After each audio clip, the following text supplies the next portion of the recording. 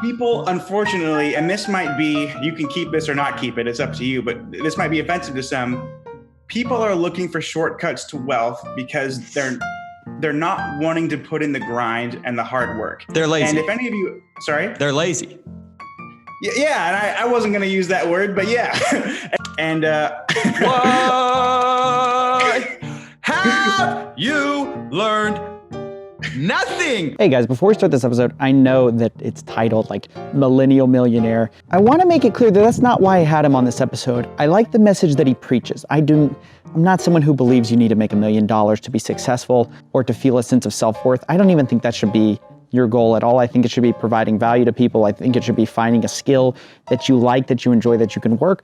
But I think Todd has a really interesting message, which is an old-fashioned message. Save money, be frugal, work a 9-to-5 job, be smart with your investments. So don't get overly focused on the numbers he talks about. Stick with the principles. I think the principles that he shares are really valuable and can help a lot of you. So without further ado, here's Todd Baldwin, the Millennial Millionaire. Guys, welcome to CoffeeZilla. Today we have Todd Baldwin. This is another episode of Real Jobs. You may have seen Todd. He's kind of been in the news lately. You were in CNBC's Make It Millennial Money or something like that. I don't know how to say it. It's a tongue twister. Yeah, so I was on CNBC Make It Millennial Money, and for my episode, they dubbed it Millennial Millionaire. Oh, a little nice. And on that show, you have to like verify your income, where it's coming from, things like that, right? It's pretty extensive. Yeah, absolutely. So to get on CNBC Make It, I had to provide them bank statements, tax returns, lease agreements, mortgage statements. They wanted to see a snapshot of my 401k. They wanted to see bank accounts, where I got that money, where it was coming from. It was pretty crazy. Like, dare I say invasive, but it's good that they vet out the people before they go on the show because, of course, I've been getting a ton of people DMing me asking for financial advice. Guys, you know I won't invite just anyone on Real Jobs, but I'll tell you why I love Todd's story. It's because number one, he's not a guru. Number two, he made his money in a way that you and I, normal people, can replicate. Maybe not the exact same way, but it's the old-fashioned grind and save. Am I getting that right? Yeah, absolutely. Now, I will say one thing, and I need to say this because I did get a little bit fortunate in the career that I chose. I took a job in sales, which they pay you not just for your time, but also on results. So from a pretty young age, by the time I was 22, I was able to make a pretty good income from my job. And what job was that exactly? Basically, I was selling commercial insurance. So if a company wanted better health insurance, better employee benefits for their staff, that's what I helped them get. So I was basically consulting with these businesses in the greater Seattle area. And by the time I was 22, I was making six figures. So that was very helpful. That is super helpful. But for people, let's just talk about commercial insurance. What, did you get a college education to do that or? No, so I did go to college, but I ended up dropping out actually. So I dropped out of college when I was 22. I'm not advocating that anyone go do that. School just wasn't for me. I got way more value out of working and doing internships than I did in the actual classroom. And I got approached by this company based on some sales internships that I had done previously. And they wanted me to come work for them. So I made the decision to leave school and go work for them. And the rest is history. You busted your butt. You're making six figures by the time you're 22. But now a lot of guru stuff like that would call that the 9-to-5, right? That's what you're trying to escape. You're trying to go become an entrepreneur. Everyone wants you to quit your job. But you didn't do that. How did you make your money? Yeah. So no, I kept the 9-to-5. Keeping the 9-to-5, by the way, was how I bought real estate. And that's what's made me a crazy amount of money, both in cash flow and appreciation.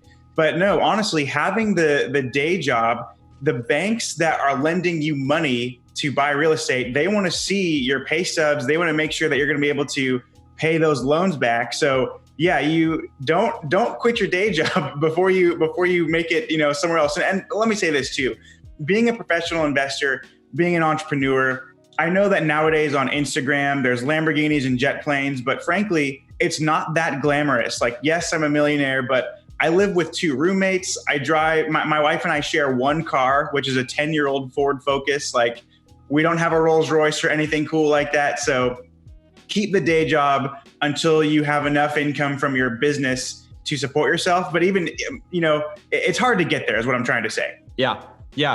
Sorry, I'm not shedding a tear. I had something get stuck in my eye right when you're talking.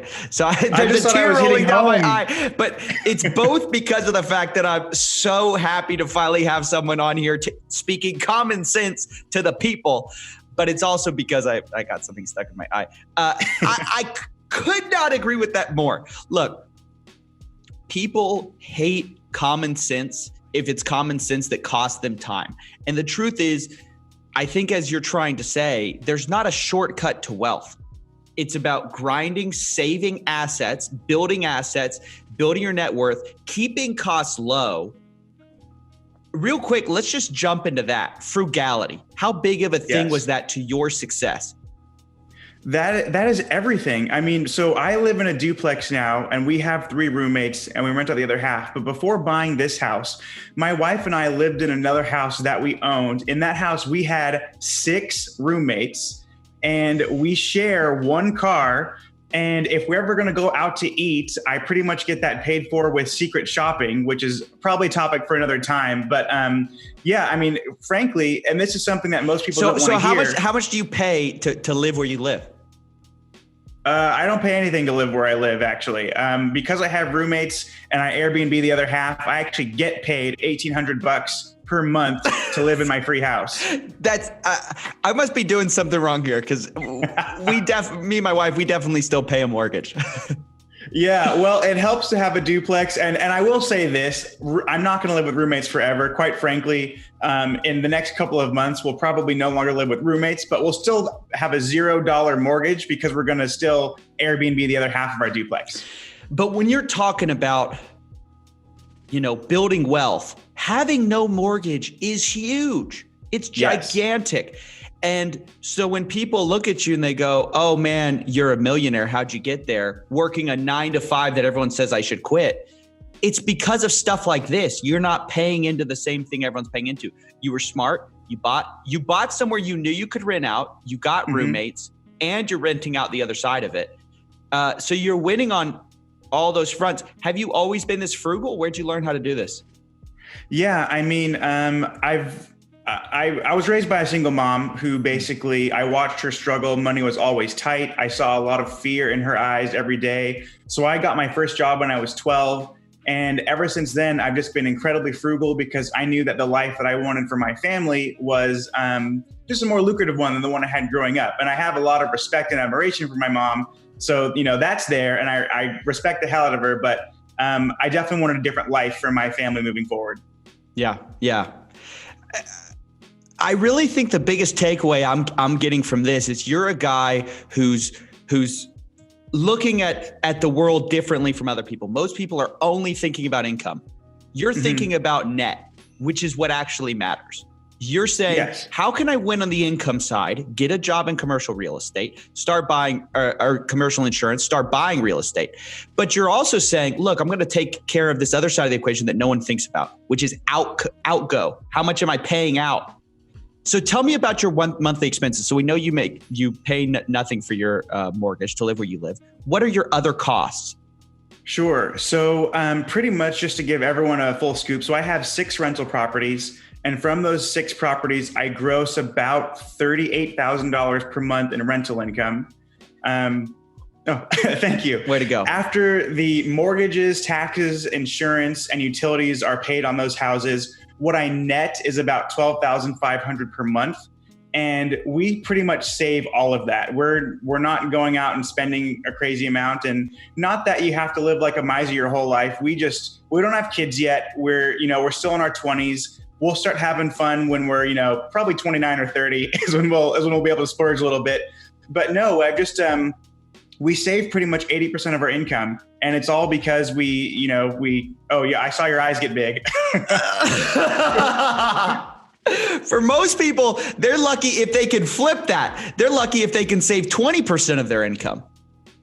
Right. So now here's the thing. It's about sacrifice though. Like I sacrificed the first half of my 20s while my friends were out, scoring hot chicks and going to parties and stuff. I was working and saving money so we could buy real estate. And now we're just saving a crazy amount of money, just being frugal, sticking to the principles. And one thing too, and I know that not everyone out there will be able to generate passive income. That's not beyond me. I know that I'm in a privileged position, but if you are one of those people that can generate passive income, if you can always just live below that, you'll be infinitely wealthy. If you can just live below this passive income that's churning for you every year, because you'll never run out of money that way.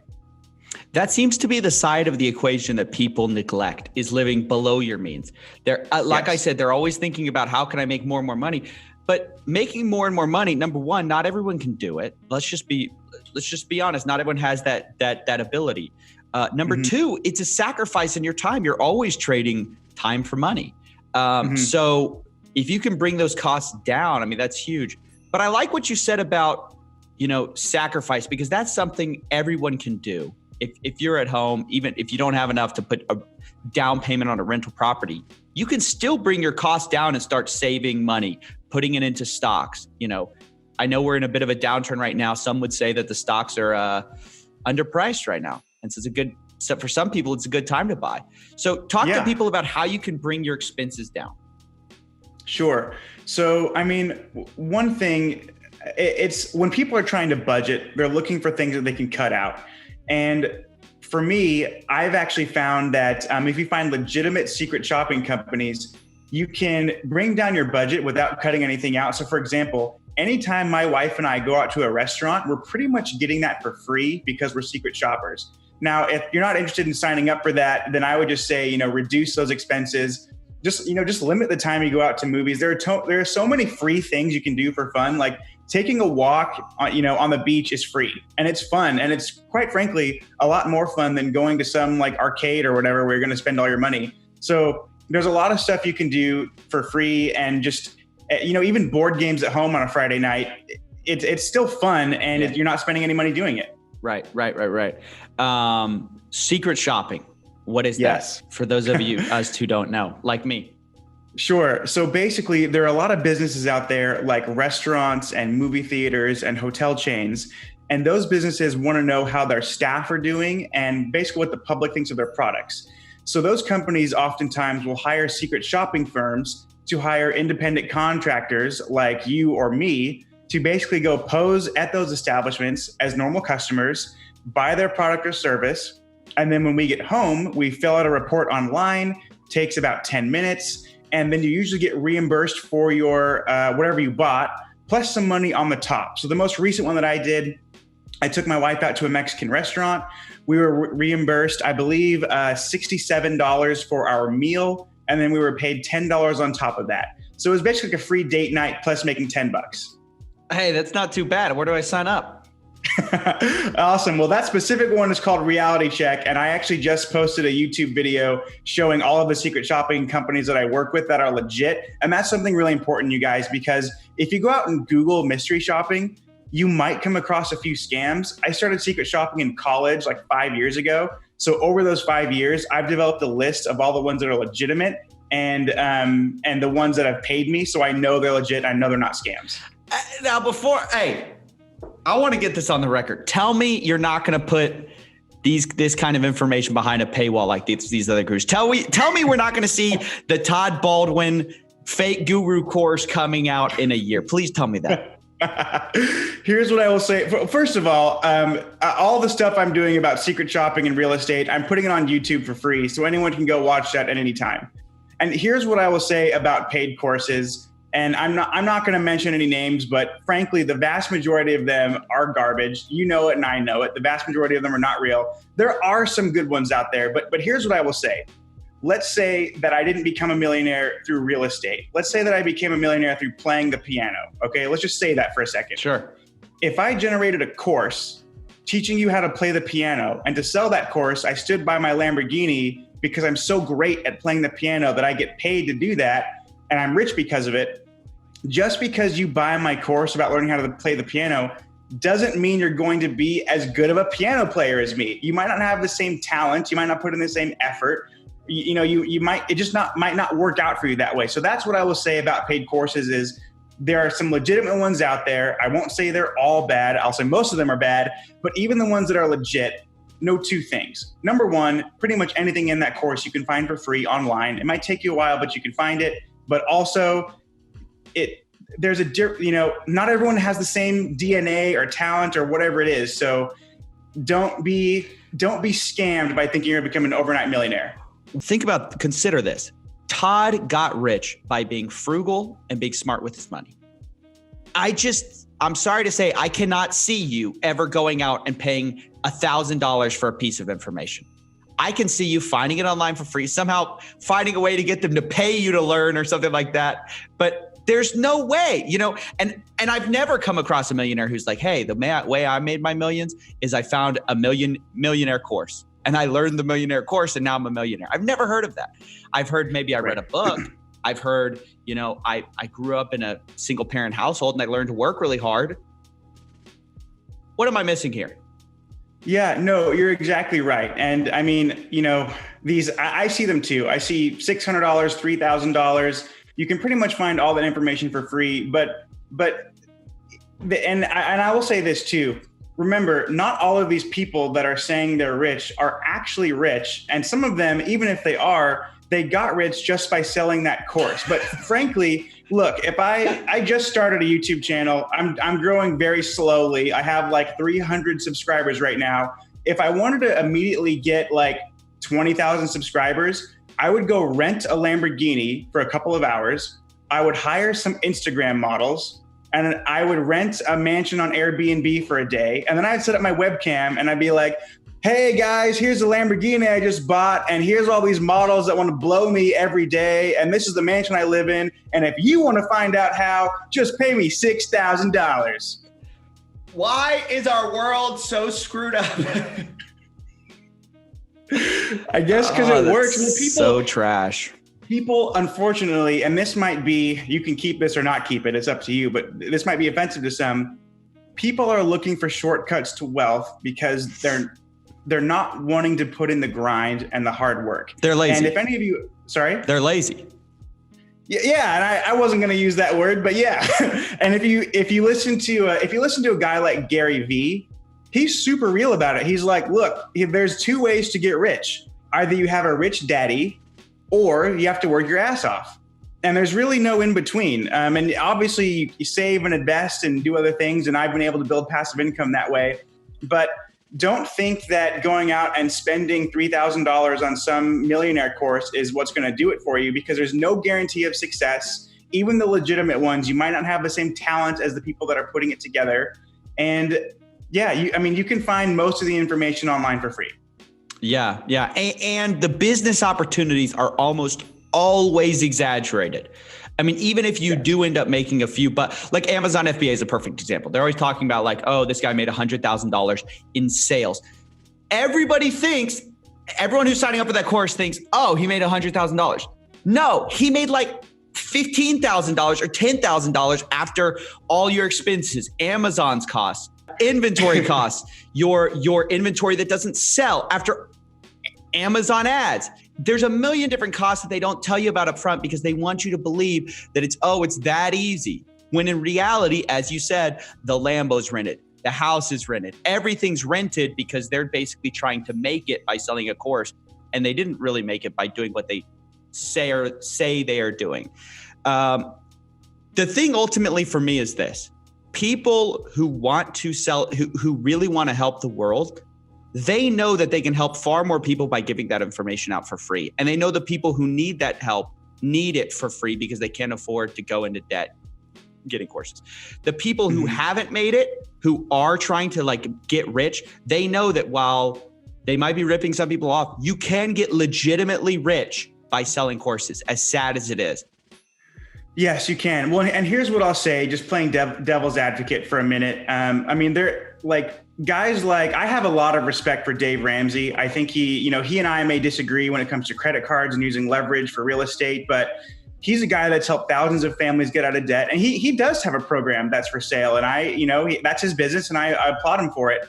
But Dave Ramsey and a few other people that are legitimate are one out of a big lot of 1,000 that maybe just see an opportunity to make a quick buck off of really disadvantaged poor people that are kind of just ripe for being preyed on. I mean, if you're struggling to make ends meet, and then some guy tells you can buy a Ferrari in 3 months with his course, of course you're going to go into credit card debt to spend $1,200 and get his material. But, and again, I'm not saying all courses are bad. Some of them I'm sure are great. I personally never taken one, but yeah, that's what I'll say about that. So tell me this. All right, let's get away from the gurus because I'm tired of talking about them. Talk to me about the 9 to 5. Okay. Talk to me about, let's say I'm some guy, I have a decent job. I make like $70,000 a year. Everyone's telling me to quit my job, go start a company. And I want to end my life wealthy, and I don't know how to do that. What would you say to me? I would say be very cautious about quitting your job until your company is off the ground. And here's why. I think in the United States, and you can fact check me on this later, but I think there are 28 million small businesses in the United States.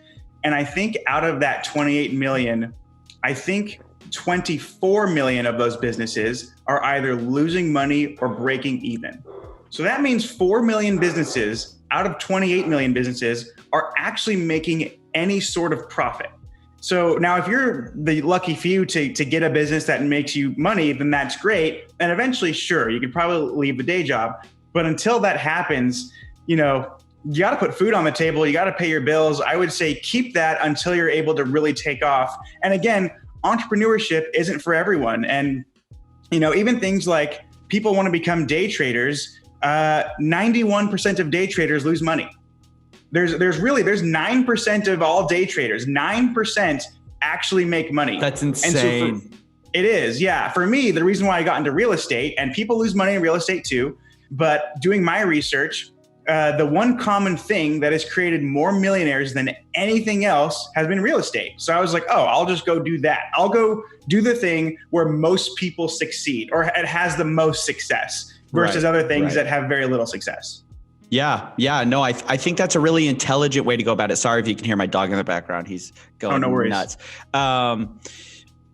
I think that's smart. Low risk, proven methods. I mean, like go low, go slow. Like eventually building any kind of wealth just happens over time.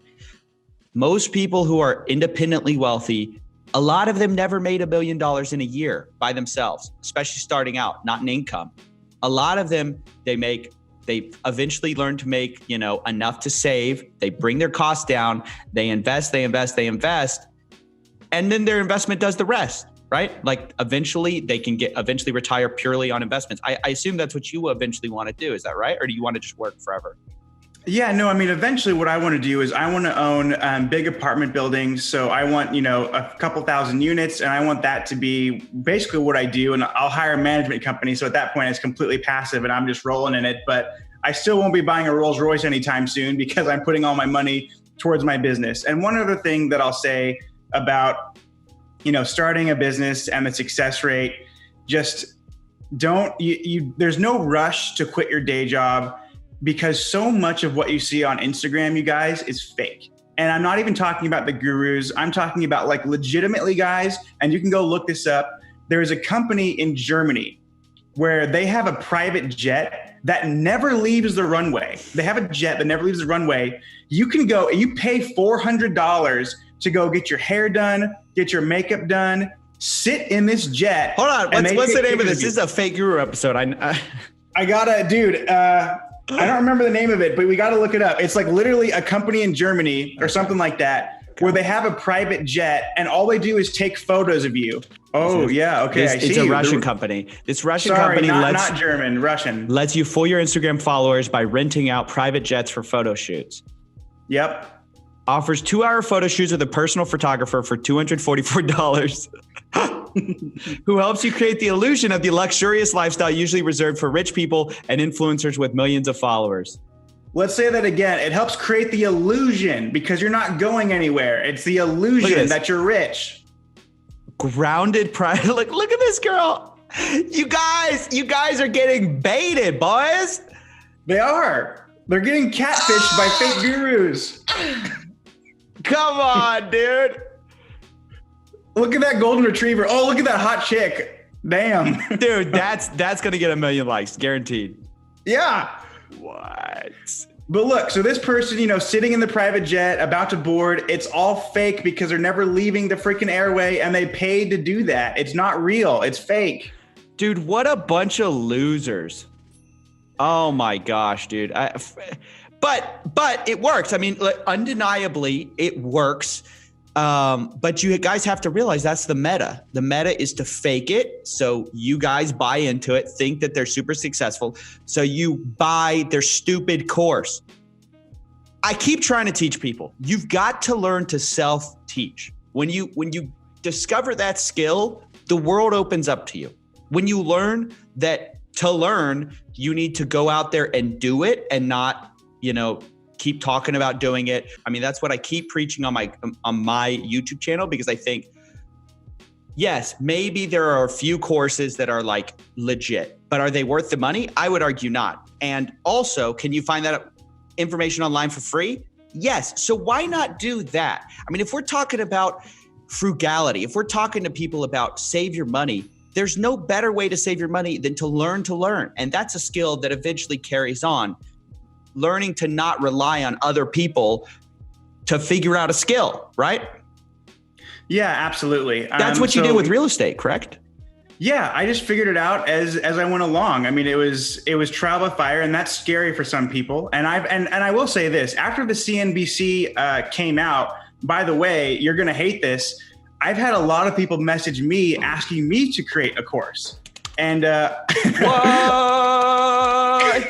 have you learned? Nothing. Why are you chasing this rush of like, I'm going to talk to the guy who did it, and then he's going to. Todd's no different than you. Like, he doesn't have the secret answers. He was just smart. Just be frugal. Like, the answers are right here in this video right now. You don't need him to tell you anything else. You don't need anyone else to tell you anything else. Be frugal. Invest your money in something. Like, figure out some asset class you want to learn, like real estate or stocks or anything else, as long as it's not Vegas. And then just go grind. Well, I'll leave them with this. I mean, people are looking for a magic pill when it comes to wealth. It's actually similar to the health and beauty industry, where it's like, think of how many supplements and diet pills are sold, and like creatine and these muscle enhancers. Like, you don't want to know how to get in great shape. Eat right and get consistent exercise. That's it. You don't need to spend millions of dollars figuring that out. And in order to build wealth, it's like, oh, okay, work your face off, spend less than you make, and invest everything you can. That's really it. I mean, that's what it comes down to. Well said. I don't think you could say it any better than that. Todd, thank you so much for coming on. The people are going to love this. Welcome to Real Jobs. Today, we talked to a commercial real estate salesman who saved his money, was ultra frugal, doesn't pay a mortgage, invested all his money, still secret shops on the side, and now he's a millionaire. But he grinded, guys. He worked that 9 to 5, which everyone hates, but he worked it. He invested it. He got rich the old-fashioned way. And it was a pleasure having you on, Todd. Thank you so much. Awesome. Thank you. It was a pleasure meeting you, and keep making great content.